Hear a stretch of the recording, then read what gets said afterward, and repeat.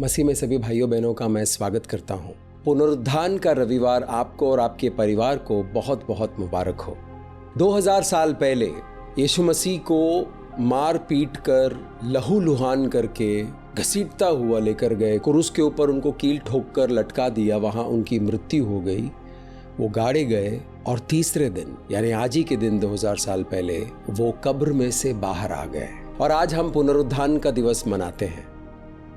आप सभी को प्रभु यीशुआ मसीहा के पुनरुत्थान की वजह से आपके जीवन में जो पुनरुत्थान की शक्ति आई है वो मुबारक हो। यूहन्ना के सुसमाचार 8वां अध्याय 12वां वाक्य में यीशु मसीह ने कहा था, तब यीशु ने फिर लोगों से कहा, जगत की ज्योति मैं हूं, जो मेरे पीछे हो लेगा वो अंधकार में न चलेगा परंतु जीवन की ज्योति पाएगा। यीशु मसीह ने कहा है कि वो जीवन की ज्योति है। क्या है ये ज्योति? किस तरह काम करती है ये रोशनी? मनुष्य जाति ने पाप किया और पाप का मुआवजा यानी पाप की कीमत मौत से चुकानी पड़ती है। मृत्यु मनुष्य के जीवन में आ गई। मनुष्य के जीवन में आकर मृत्यु मनुष्य को खोखला करने लग गई। तो परमेश्वर ने एक रास्ता दिया था पुराने नियम में कि पाप के बदले में बलि दी जाए, जानवर की बलि, ताकि लहू बहाया जाएगा। गुड फ्राइडे के दिन मैंने आपके साथ कुछ बातें शेयर की है। गुड फ्राइडे के टॉक को सुनिए, वहां पर यीशु मसीह के लहू के बारे में पूरे विस्तार से समझाया गया है। जीवन की ज्योति, जीवन में ज्योति क्यों चाहिए? क्योंकि अंधकार में हमें कुछ दिखता नहीं है। अंधकार में हमें नहीं पता चलता है कि हम सही कर रहे हैं या गलत कर रहे हैं। मनुष्य जाति पाप में गिर गए, यानी गुनाह पे गुनाह करने लग गए। पीढ़ी दर पीढ़ी मनुष्यों ने गुनाह किया, पाप किया, जीवन के खिलाफ काम किया। उसकी वजह से कुछ चीजों की मृत्यु हो गई, बुद्धि की मृत्यु हो गई, समझदारी की मृत्यु हो गई, ज्ञान प्राप्त करने की जो क्षमता है उसकी मृत्यु हो गई, रिश्ते प्रेम से निभाने की जो क्षमता है उसकी मृत्यु हो गई, पढ़ने लिखने सोचने समझने की मृत्यु हो गई, इंसान की सोच खराब हो गई, बुद्धि भ्रष्ट हो गई, सेहत की मृत्यु होने लग गई। आज आप नजरें उठाकर देखो, बहुत सारे लोग बीमार हैं। मानसिक तौर पर बीमार है, शरीर में बीमार है, विचारों में बीमार है, मन में दिल में बीमार है। क्यों ये बीमारी आई?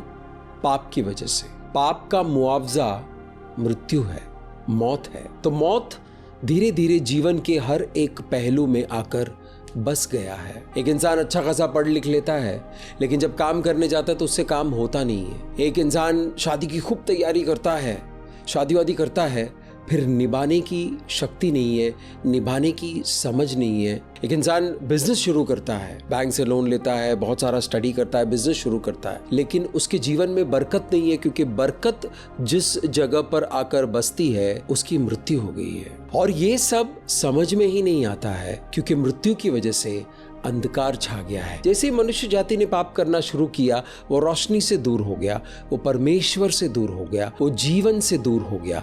जब इंसान जीवन से दूर होता है, मृत्यु की तरफ जाता है। पीढ़ी दर पीढ़ी पापों की वजह से जो मृत्यु हमारे परिवार में चलकर आई है और हमारे जीवन के अलग अलग पहलुओं में बस गई है, उस मृत्यु से हमें छुड़ाने के लिए यीशु मसीह ने अपने जीवन की आहुति दी थी। वो मृत्यु सजा है उन पापों की। पितरों के जो पाप है उसकी जो सजा है वो मृत्यु है। अगर आज हम आसपास देखेंगे तो ये मृत्यु का बोलबाला है। और इसी मृत्यु से आजादी दिलाने के लिए, अनंत जीवन देने के लिए, जीवन के हर पहलू में फिर से एक बार जीवन आए, इसलिए यीशु मसीह की बलि दी गई थी। और ये बातों को समझने के लिए यीशु मसीह की रोशनी की आवश्यकता है। जो लोग यीशु मसीह को ग्रहण कर चुके हैं उनके पास ये रोशनी है। इस रोशनी में आप सत्य की खोज कीजिए। रोशनी तो आ गई, लेकिन अगर आप सत्य की खोज नहीं कर रहे हो, सत्य के बारे में और ज्यादा जान नहीं रहे हो, तो आप अपने आप को वंचित कर रहे हो खुशहाली से, पुनरुत्थान से, पुनर्स्थापना से। यीशु मसीह परमेश्वर का वचन है। परमेश्वर के वचनों को ग्रहण करते रहोगे तो आपके जीवन में ज्योति आती रहेगी, रोशनी आती रहेगी, और रोशनी में ही जीवन पनपता है। अंधकार में कोई जीवन पनपता नहीं है। अंधकार में जो जीवन पनपता है वो विनाशी होता है। अंडरवर्ल्ड, अंधकार, विनाश। जिस इंसान के मन में अंधकार है वो जिंदा है, काम कर रहा है, परिवार में रह रहा है, लेकिन उसके अंदर से जो चीजें निकलती है वो नाश की है।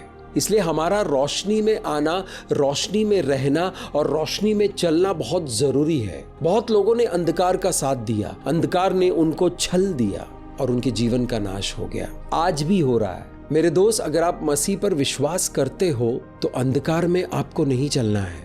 आपको अंधकार से बाहर निकालकर रोशनी की दुनिया में लाने के लिए यीशु मसीह ने बहुत जिल्लत सही, बहुत तकलीफ उठाए, बहुत दर्द सहा, बहुत सारी बेइज्जती सही और उसके बाद उन्होंने अपने शरीर में से लहू का एक एक कतरा बहा दिया, मृत्यु को प्राप्त हो गए और सिर्फ मृत्यु को प्राप्त होकर मृत्यु में नहीं रहे, मृत्यु पर विजय करके पुनरुत्थान में आ गए। मृत्यु से जब विजय होता है तब पुनरुत्थान होता है। जब हम मृत्यु को मात देते हैं तब पुनरुत्थान होता है। अगर आपकी शादी मृत्यु की तरफ जा रही है तो उसको मात देने के लिए आपको यीशु मसीह के पुनरुत्थान की शक्ति चाहिए। अगर आपका बिजनेस मृत्यु की ओर जा रहा है और आपको उसे बचाना है, उसका पुनरुत्थान करना है, तो आपको यीशु मसीह के पुनरुत्थान की शक्ति की आवश्यकता है।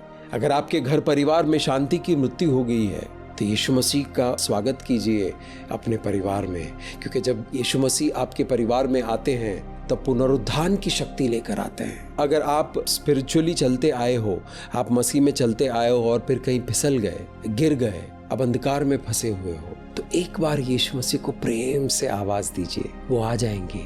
आपके पुकार का इंतजार कर रहे हैं वो। एक बार उनको पुकारिए, वो आपके जीवन में फिर से एक बार आएंगे और फिर से आपको जिंदा करेंगे। हाँ मेरे दोस्त, अगर आपके जीवन में कोई अच्छी चीज मर चुकी है, यानी प्रेम मर चुका है, अच्छी बुद्धि मर चुकी है, सोचने समझने की शक्ति मर चुकी है, कमजोर हो चुकी है, सही फैसले लेने की जो प्रक्रिया है वो मर चुकी है, पढ़ने लिखने की जो क्षमता है अगर वो मर चुकी है, तो पुनरुत्थान की शक्ति आज आपके लिए अवेलेबल है।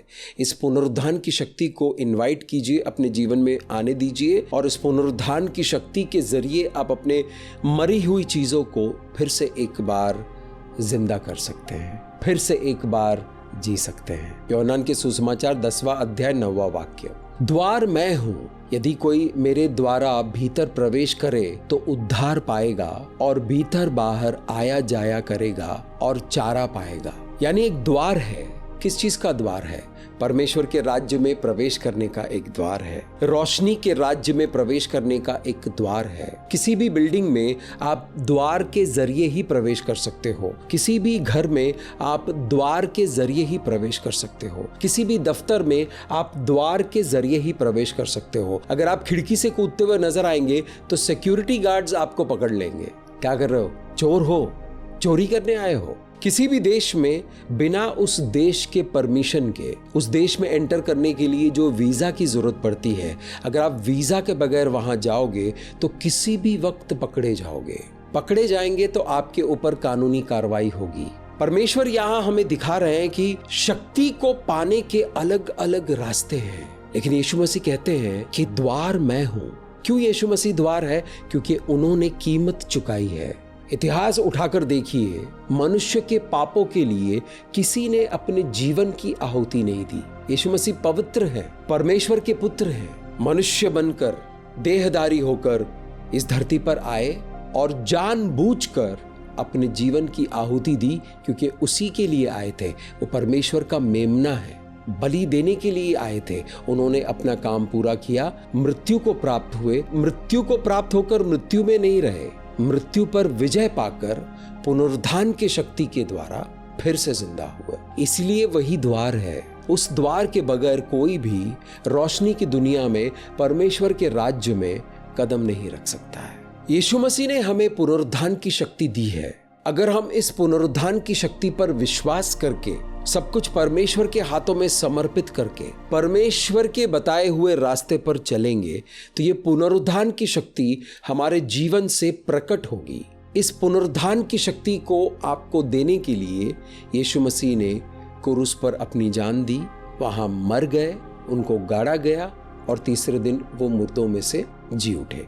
और आज इस पुनरुत्थान की शक्ति को समझकर, इसको ग्रहण करके हम आज पुनरुत्थान का रविवार मनाते हैं। यीशु मसीह ने अपने चेलों से कहा कि मैं अपना जीवन खुद त्यागता हूं, मैं अपना जीवन खुद वापस लेता हूं। ये अधिकार मुझे पिता परमेश्वर ने दिया है, यानी ब्रह्मांड को बनाने वाले परमेश्वर ने प्रभु यशुआ मसीहा को ये अधिकार दिया है, इसीलिए वो ऐसा कर पाए हैं। और उनको अधिकार दिया क्योंकि परमेश्वर ने उनको बलि का मेमना बनाकर भेजा ताकि वो पाप की प्रभुताई से हमें छुड़ा सके और पाप की सजा से हमें आजाद कर सके। आज आप आजाद हो चुके हो। आज आजादी का दिवस मनाते हैं हम। पुनरुत्थान की शक्ति हमें आजाद करती है पाप की प्रभुताई से, अंधकार की पकड़ से, और पाप की जो सजा हमारे ऊपर आई है हमारे पापों की वजह से, हमारे पूर्वजों की पापों की वजह से, उससे आपको आज़ाद किया है, उससे हम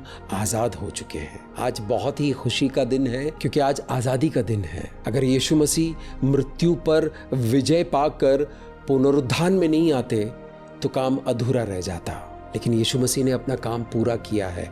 पिता परमेश्वर ने अपना काम पूरा किया है। अब कोई काम करना बाकी नहीं है। पुनरुत्थान की शक्ति के जरिए आप अपने जीवन में पुनर्स्थापना देख सकते हो। किसी का मन खराब है लेकिन मन बेहतर हो गया, कोई डिप्रेशन में है, डिप्रेशन से बाहर आ गया, किसी को एंजाइटी अटैक हो रहा है, एंजाइटी अटैक से बाहर आ गया, घबराहट होती रहती है, घबराहट की वजह से बिल्कुल कमज़ोर हो जाते हैं, शरीर कांपना शुरू होता है, मन परेशान हो जाता है। वहाँ से अगर आप बाहर आ चुके हो तो आपके जीवन में पुनरुत्थान की शक्ति ने काम किया है। आप या आपका कोई परिवारजन बहुत बीमारी से चल रहे थे और बीमारी से आपको प्रार्थना के जरिए, वचन के जरिए छुटकारा मिल गया, तो आपके जीवन में पुनरुत्थान की शक्ति ने काम किया है। शादी बस तलाक पर पहुंच गई थी, टूटने ही वाली थी या टूट गई थी, उसके बाद फिर से जुड़ा, फिर से बना, यानी आपके जीवन में पुनरुत्थान की शक्ति ने काम किया है। परमेश्वर को धन्यवाद कीजिए। आपका बिजनेस बिल्कुल खत्म हो चुका था, वहां से फिर से एक बार आपका बिजनेस चलना शुरू हो गया और आप कामयाब होते गए।